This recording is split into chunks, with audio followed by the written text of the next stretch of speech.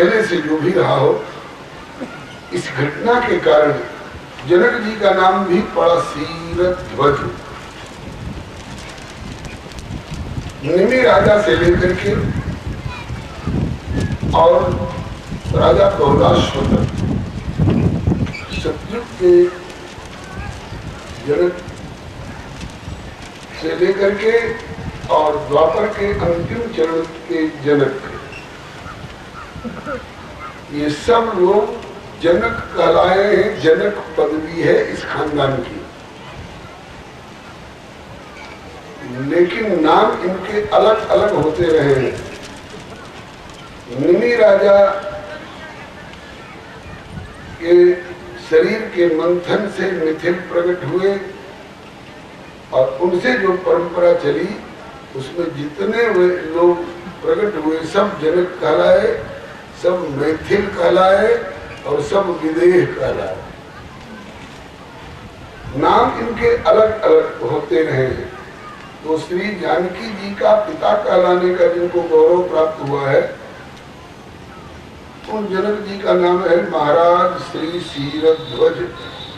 सीरध्वज नाम क्यों पड़ा?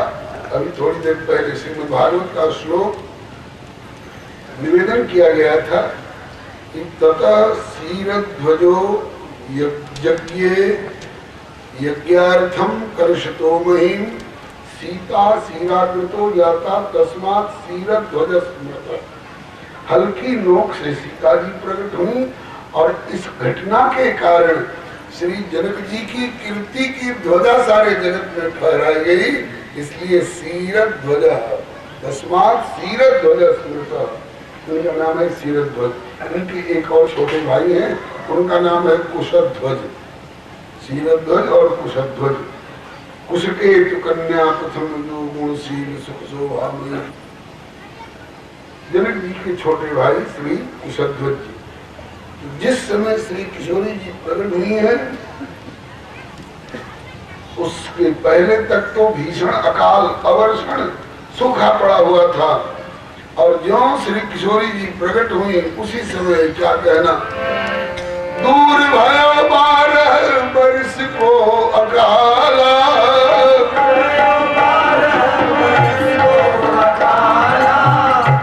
श्याम घन आकाश में उमड़ घुमड़ के आए और घटा तो इतनी वर्षा हुई, दूर भयो 12 वर्ष को अकाला,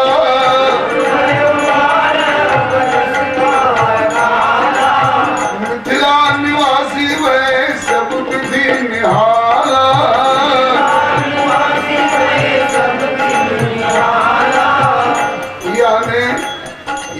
या कन्या ने या देवी ने यानी मर्दों को लीने जिया, सिया सिया यानी मर्दों को लीने जिया,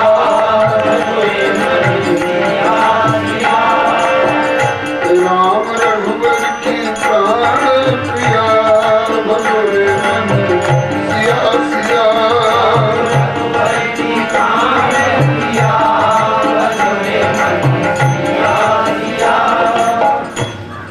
पानी के बिना, अन्न के बिना, घास पत्ते के बिना तड़प तड़प करके लगता था कहीं प्राण न समाप्त हो जाए, प्राणांत न हो जाए। लेकिन इनकी कृपा से श्री किशोरी जी के प्रकट होते ही घनश्याम आकाश में मेघ आए और प्रचुर पर्याप्त वर्षा हुई और अकाल सदा के लिए दूर हो गया।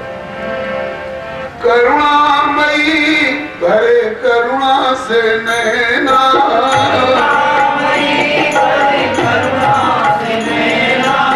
करुणा से सनिया के अमृत से बहना,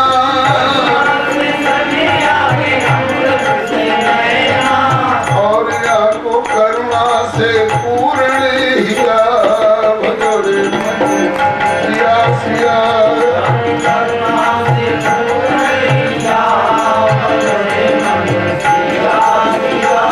रघुनंदन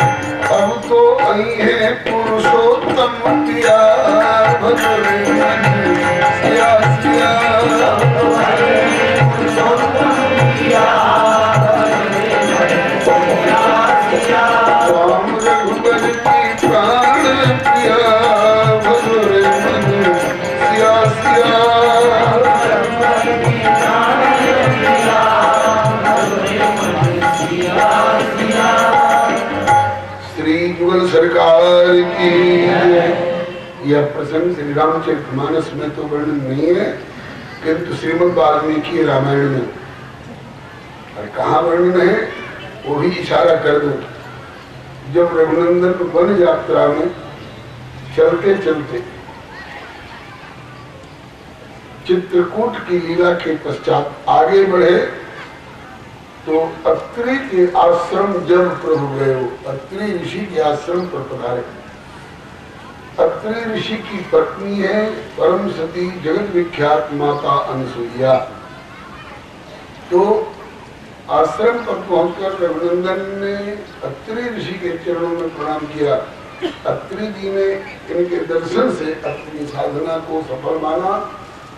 श्री किशोरी जी को प्रभु ने संकेत किया कि भीतर में आपके द्वारा भी वंदनीय परम सती माता अनसुईया विराजमान है, आप चलकर उनको प्रणाम करिए।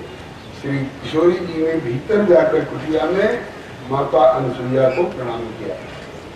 मानस में वर्णन है, अनसुईया के पद गई सीता सुशील था।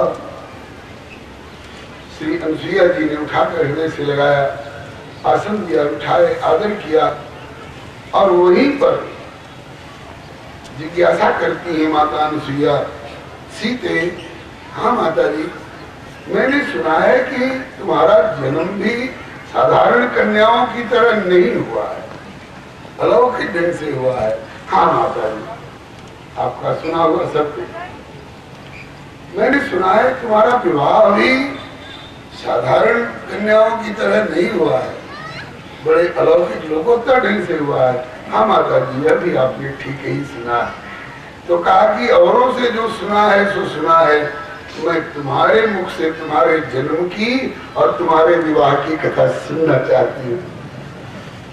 ये वाल्मीकि रामायण का प्रसंग है। जो वाल्मीकि रामायण के प्रेमी विद्वान यहाँ बैठे होंगे उनका ध्यान चला गया होगा इस प्रसंग पर, और नहीं तो घर में वाल्मीकि रामायण हो तो आप टटोले। अनसुईया जी के आश्रम पर जब श्री किशोरी जी पहुंची है, अनसुईया जी ने जिज्ञासा की है और श्री किशोरी जी ने अपने श्रीमुख से, माता जी मिथिला में अकाल पड़ गया, प्रजा ने मेरे पिताजी से आग्रह किया अकाल कैसे दूर हो। पिताजी ने संतों से आग्रह किया अकाल कैसे दूर हो। संतों ने यज्ञ की पद्धति बताई, उसमें सोने का हल लेकर के मेरे पिताजी और माताजी भूमि का शोधन कर रहे थे यज्ञ के लिए। उसी समय उनके हल की नोक कहीं अटक गई और वही में धरती में से प्रकट हुई। ये श्री किशोरी जी ने अपने श्रीमुख से वर्णन करके सुनाया है। तो जनक जी का नाम शीरध्वज क्यों पड़ा, ये बात बताई जा रही थी। शीर हल की नोक को कहते हैं और उसी से अग्रभाग में सीता जी प्रकट हुई और इससे इन जनक जी की कीर्ति की ध्वजा सारे जगत में फहरा गई, इसलिए इनका नाम हुआ शीरध्वज। शीरध्वज श्री जानकी जी का स्वभाव बड़ा प्यारा है, स्वरूप बड़ा प्यारा है।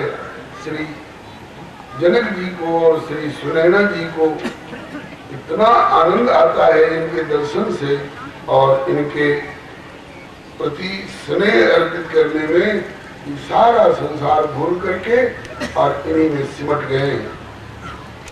अब श्री सिया जी की बाल लीला में उलझेंगे तो विवाह लीला और आगे की लीलाओं में समय कम बचेगा और आग्रह है कि आगे तक की भी लीला का वर्णन होना चाहिए। धीरे धीरे किशोरी जी बढ़ती गई और जब 5 वर्ष की हो गई तो उस समय इनके यहाँ एक घटना घट गई। क्या? अनायास ही पाया कर सो सिय ने धनुष उठायो। अनायास ही पाया कर सो सिय ने धनुष उठायो। तुझे कर सो लगा चौका स्वयं लगायो।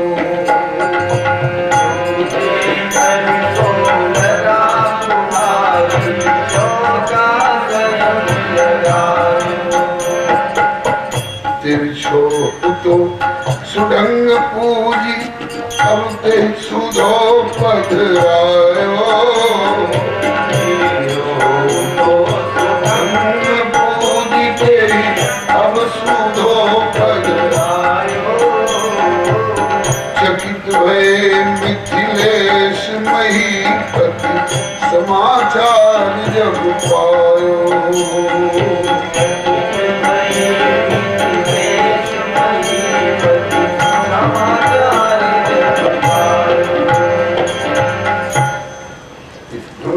बड़ी विचित्र कथा है। शंकर भगवान के लिए ये धनुष अर्पण किया गया था। आप लोगों ने सुना होगा, दधीची ऋषि की अस्थि से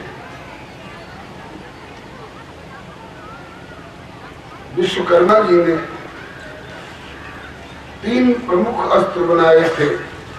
एक का नाम हुआ वज्र, जो देवराज इंद्र के हाथ में सौंपा गया था। दूसरे का नाम हुआ शार्ंग धनुष, जो भगवान नारायण के हाथ में सौंपा गया। और तीसरे का नाम हुआ पिनाक, जो श्री शंकर जी के हाथ में सौंपा गया।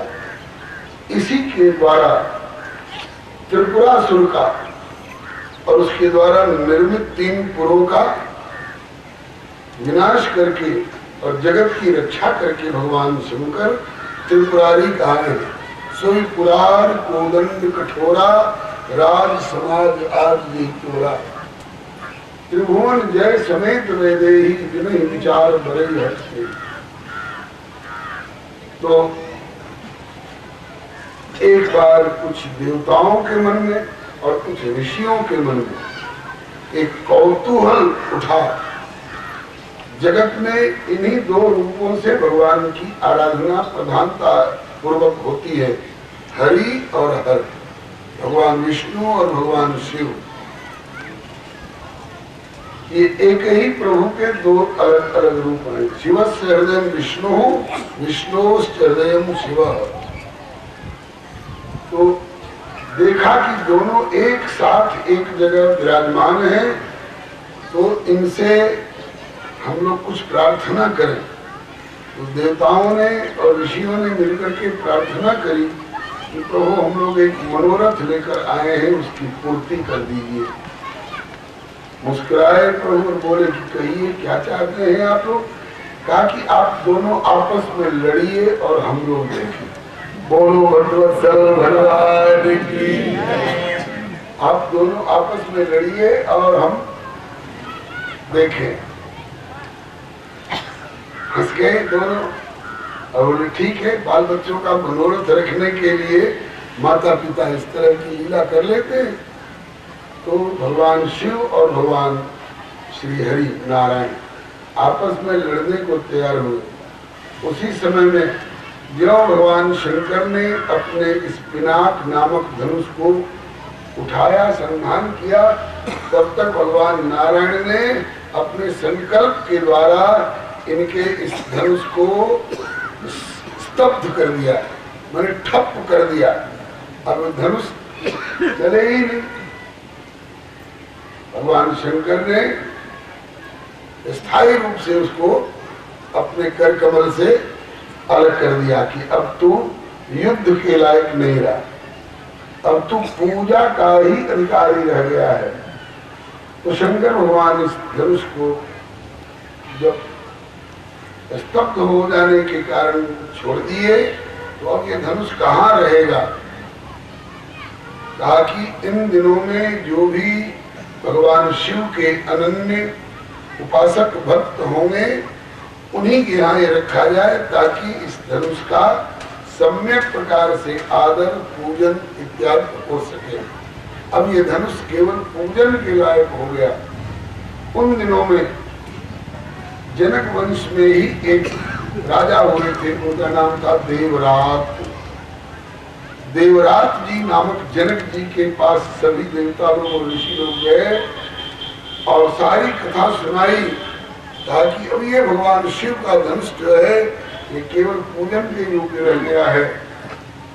हम लोग चाहते हैं कि किसी ऐसे जगह पर इसको पधरा दिया जाए जहाँ इनका आदर पूजन अच्छी तरह से होता रहे। इसके लिए हम लोगों ने आपको चुना है।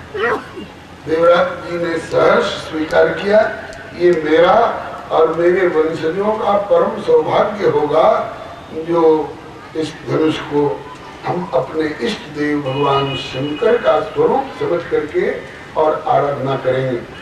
तो जैसे श्री राम जी की चरण पादुका को, खड़ाओं को भरत जी ने राम जी का ही अपर स्वरूप समझ करके सेवा पूजा की है, इसी तरह से उस शिव धनुष जिसका नाम है पिनाक, उसका पूजन अपने यहाँ करना प्रारंभ कर दिया। आजीवन उन्होंने निभाया।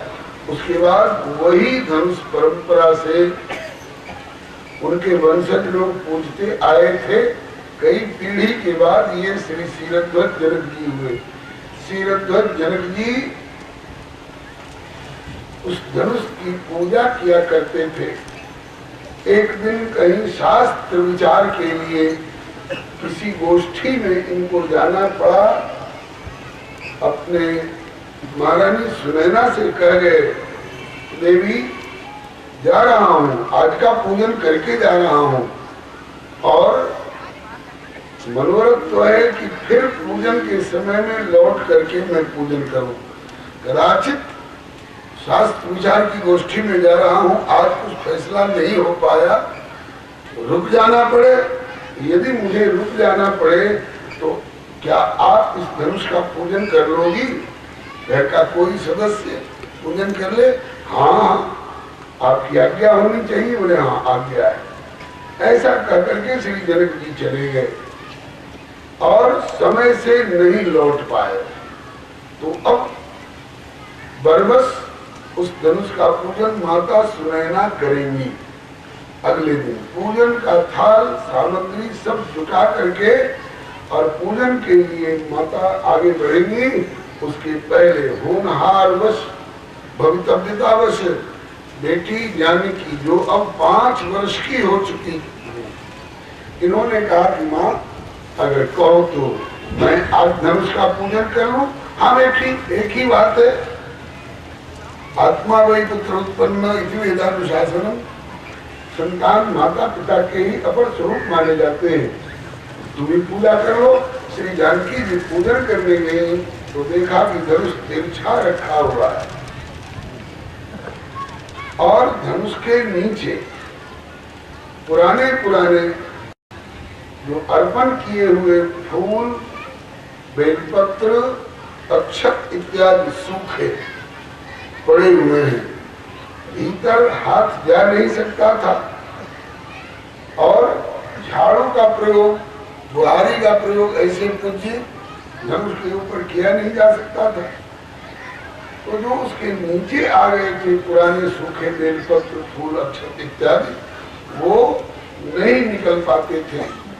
आज श्री जानकी जी ने सोचा कि जब आज पूजन की सेवा मुझे मिली है तो मैं इस धनुष को उठा लूं और इसके नीचे पड़े हुए पुराने सूखे फूल, बेलपत्र और अक्षत इत्यादि को हटा करके और चौका और लगा दूं और धनुष को सीधा रख करके तब पूजन करूंगी। ऐसा ही किया। अनायास ही माया कर सो सिय ने धनुष उठायो, अनायास ही माया कर सो सिय ने धनुष उठायो, दूजे कर सो लगा बुहारी चौका स्वयं लगायो,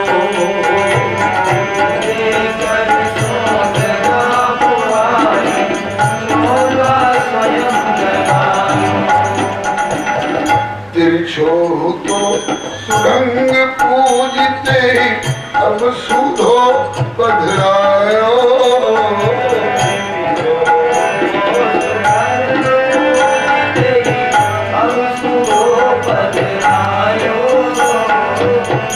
चकित भय मिथिलेश महीपति समाचार जब पायो।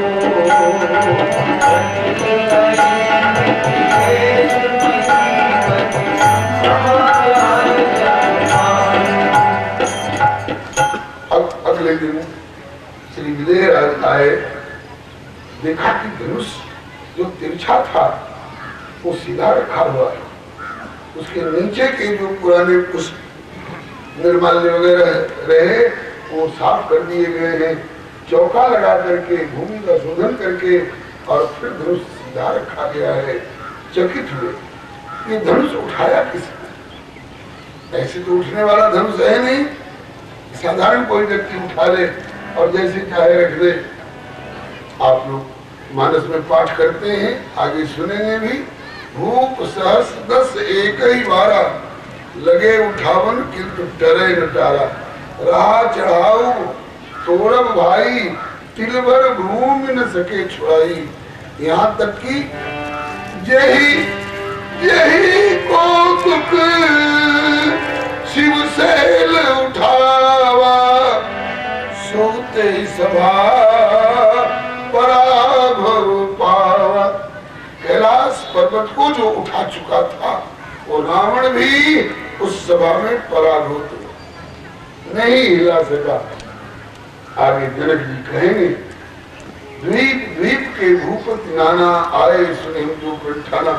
लेकिन राह चढ़ाओ तो रबाई, फिर भर भूमि सकई उठाई सरासुर मेरू। सरासुर मने बाणासुर, बहुत लोग सुरासुर पढ़ लेते हैं, नहीं, सरासुर शब्द है। सर माने बाण और सरासुर माने बाणासुर। जो सकई उठाए सरासुर मेरू, सुमेरु पर्वत को भी उठा सकता है। और सो ही हार गए कर फेरू, वो हृदय से हार करके मैं इस धनुष को अपने हाथ नहीं लगाऊंगा, नहीं तोड़ूंगा। तो गए कर फेरू, फेरी लगा करके मैंने परिक्रमा लगा करके और प्रणाम करके लौट गया। इतने बड़े बड़े लोग जिसको हिला नहीं सकते हैं। और उस धनुष को किसने उठाया, सीधा रखा, इसके नीचे के निर्माल्य साफ किए, चौका लगाए, आवाज दी महारानी सुनेनाथ देवी, आज्ञा प्राणनाथ, ये धनुष का पूजन किसने किया? बोले पुत्री जानकी ने किया। जानकी ने किया? हाँ, जानकी, बेटी जानकी आए, आज्ञा पिताजी। बोले धनुष का पूजन आपने किया? हाँ पिताजी मैंने किया। धनुष उठाया किसने? मैंने उठाया। कैसे उठाया? बोले ऐसे उठाया। बोलो श्री जनकराज जुलाली की। ऐसे उठाया, खेल खेल में अनायास ही बाया कर तो कहते नहीं तो मेरे बाएं हाथ का खेल। सिया जी ने बाएं हाथ से, एक हाथ से उठा करके दिखा दिया। चकित हो गए उत्तरेश्वर। जन्म कर्म गुण अगन सिया को, शक्ति अलौकिक जानो।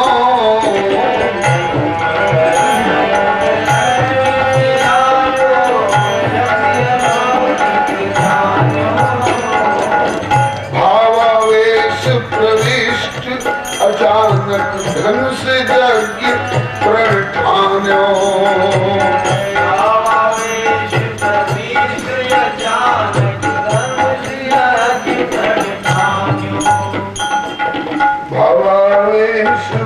प्रविष्ट अचानक धनुष यज्ञ प्रठान्यो। भावावेश प्रविष्ट अचानक धनुष यज्ञ प्रठान्यो। भावावेश में आ गए हैं। ये साधारण कन्या नहीं है। नारद जी ने ठीक कहा था, ये आदिशक्ति है।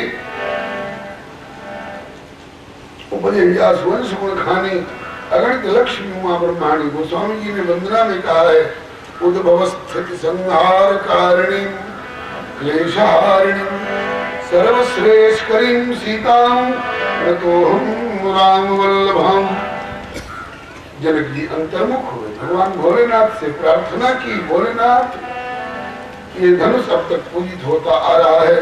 मैंने आपसे आराधना की थी और आप प्रकट होकर के दर्शन दिए थे और पूछा था कि ये विदेहराज क्या चाहते हैं। मैंने कहा था कि जो आपके अंतःकरण में विराजते हैं, आपके भी आराध्य प्रभु, उनका प्रत्यक्ष दर्शन चाहता हूँ। तो आपने कहा था कि इस धनुष का पूजन करते चलिए निष्ठापूर्वक। इस धनुष की कृपा से ही मेरे हृदयेश्वर किसी दिन आकर के दर्शन दे देंगे। तो आज तो घर में ये घटना घटी है, मुझे क्या करना चाहिए। 5वें बरस में बेटी, 5 वर्ष की अवस्था में मेरी पुत्री जानकी ने 5वें बरस में बेटी धनु हाथ उठवली भोला बाबा हो। 5वें बरस में बेटी धनु हाथ उठवली भोला बाबा हो। लागे लगली सिया मोर सयान भोला बाबा हो। लागे लगली सिया मोर सयान और हरदानी हो से कैली पूजन के विधान भोला बाबा हो। पूजन के विधान भोला बाबा पूजन के विधान भोला बाबा संगनाता जोड़े दीप और लोक लोक के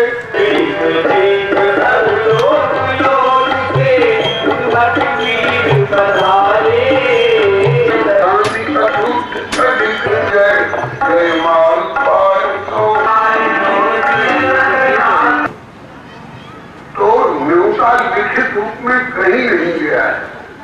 तो समझिए, शब्दों पर ध्यान दीजिए।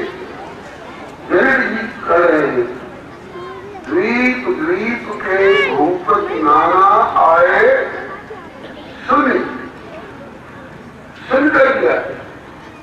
जनित जी ने ऐसी खुशियां ध्यान रखी है, कोई ठिकाना नहीं है।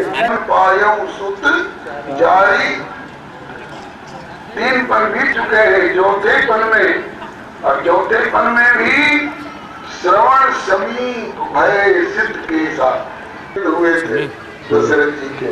60,000 बुद्धिमान व्यक्ति सोच सकता है क्या? 60,000 वर्ष के जिसका 3 पन बीत चुका है, चौथे पन में प्रवेश हो चुका है, ऐसे कोई राजा अथवा राजकुमार को कौन समझदार व्यक्ति चिट्ठी लिखेगा कि हे दशरथ जी, मैं बड़ा चिंतित हूँ, बेटी कुमारी न रह जाए, इसलिए आइए। और 1000 वर्ष के बात जचेगी नहीं जचेगी, इसलिए दशरथ जी क्या न्योता जाने का कोई प्रश्न ही नहीं आता। उठाने का प्रयास करते गए, लेकिन कोई धनुष को हिला तक नहीं सका। साल भर का समय बीत गया। करवा दो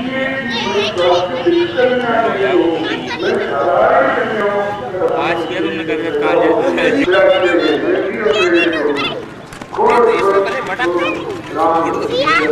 क्यों भैया देख रहा